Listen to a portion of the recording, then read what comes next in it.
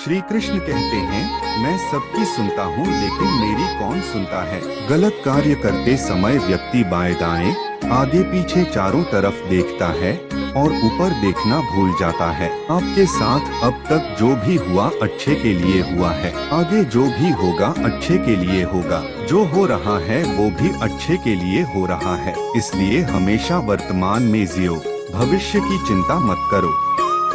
तुम वही करो जो तुम चाहते हो। जो मैं चाहता हूँ वह होता है, इसलिए जो मैं चाहता हूँ वह करो, फिर जो तुम चाहते हो वह होगा। जो वास्तविक नहीं है उससे कभी मत जुड़ो, हाँ न कभी होगा।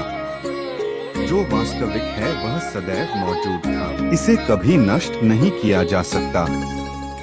श्री कृष्ण कहते हैं, जो व्यक्ति आपका सम्मान नहीं करता उसके साथ खड़े रहने से बेहतर है कि आप अकेले ही रहें। रिश्ता उन्हीं आत्माओं से जुड़ा होता है जिनका पिछले जन्म में हमसे कोई रिश्ता होता है, वरना दुनिया की इस भीड़ में कौन किसको जानता है। कृष्ण ने राधा से पूछा, मुझे एक जगह बताओ जहाँ मैं न रहूं। राधा ने मुस्कुराते हुए कहा कि अगर किसी व्यक्ति को अपने भाग्य पर घमंड हो जाए तो उसका मान सम्मान और वैभव तीनों चले जाते हैं। यकीन न हो तो रावण, गौरव और किसका अंत देख लें। प्यार और किस्मत कभी एक साथ नहीं चलते, क्योंकि हम कभी उनसे प्यार नहीं करते जो किस्मत में होते हैं, और जिससे हमें प्यार हो जाता है वो किस्मत में नहीं होता। मनुष्य को जीवन में सर्वश्रेष्ठ बनने का प्रयास अवश्य करना चाहिए, लेकिन जीवन में सदैव सर्वश्रेष्ठ ही रहना चाहिए। उदाहरण के लिए कोई प्राणी अपने पुराने कपड़े उतारकर फेंक देता है,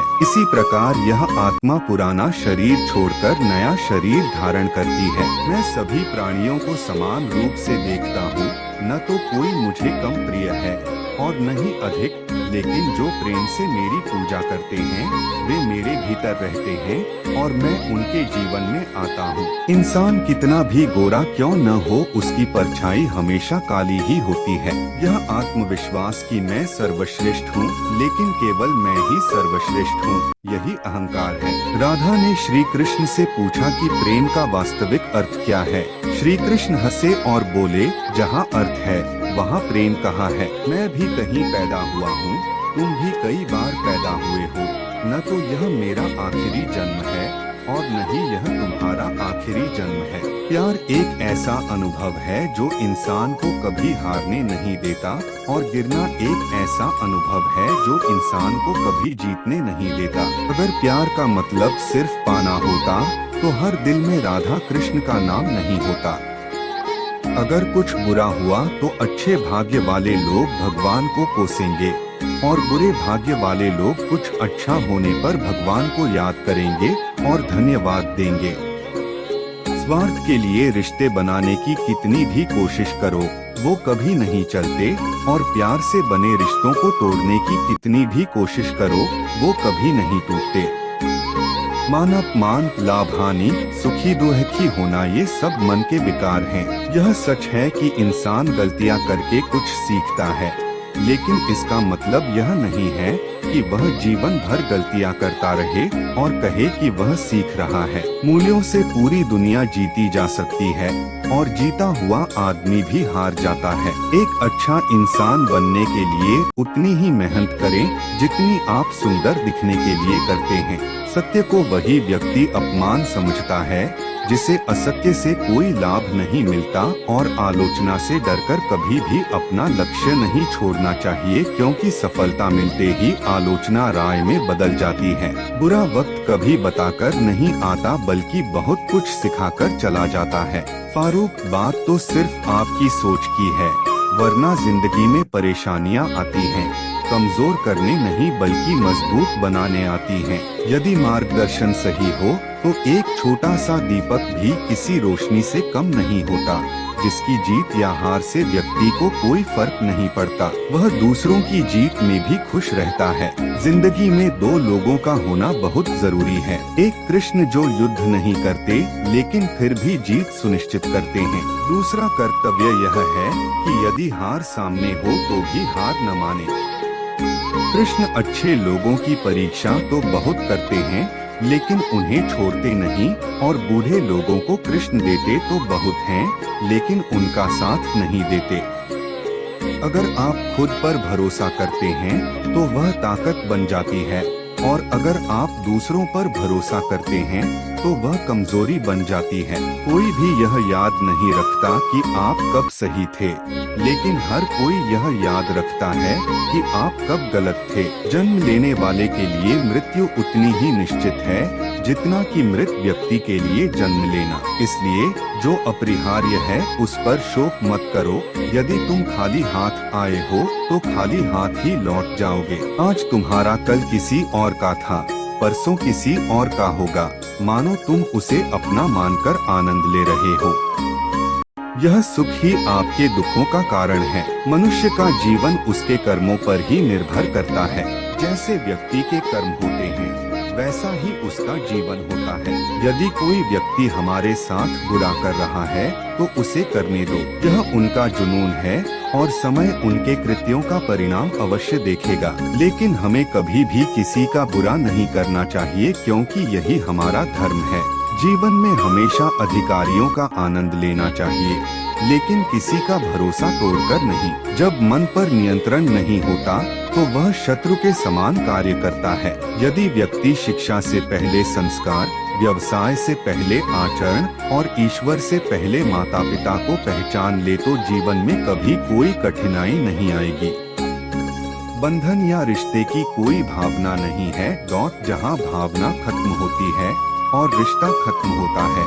जब मैं रोता हूँ तो कृष्णा जी मेरे आंसू पोंछती हैं। मैं इसे नहीं देखता, लेकिन मुझे पता है कि वह मेरे साथ बैठता है और रोता है। यदि ईश्वर आपको बहुत अधिक प्रतीक्षा कराता है तो यह संभव है कि वह आपको आपकी अपेक्षा से अधिक देगा। इस दुनिया में इंसान किसी भी तरह से महान नहीं है, बल्कि इंसान के पीछे जो ताकत खड़ी है वह बड़ी है। जो व्यक्ति सदैव संदेह करता है उसके लिए न तो इस लोक में और न ही कहीं और सुख है। यदि आप जीवन में असफल हो जाते हैं तो आपको दोबारा प्रयास करने से कभी नहीं डरना चाहिए, क्योंकि जब आप दोबारा प्रयास करते हैं तो इसकी शुरुआत सुनने से नहीं बल्कि आपके अनुभव से होती है। मनुष्य का निर्माण उसके विश्वास से होता है। वह जैसा विश्वास करता है वैसा ही बन जाता है। इस पूरे ब्रह्मांड में ऐसी कोई शक्ति नहीं है जो मनुष्य की इच्छाओं को पूरा कर सके,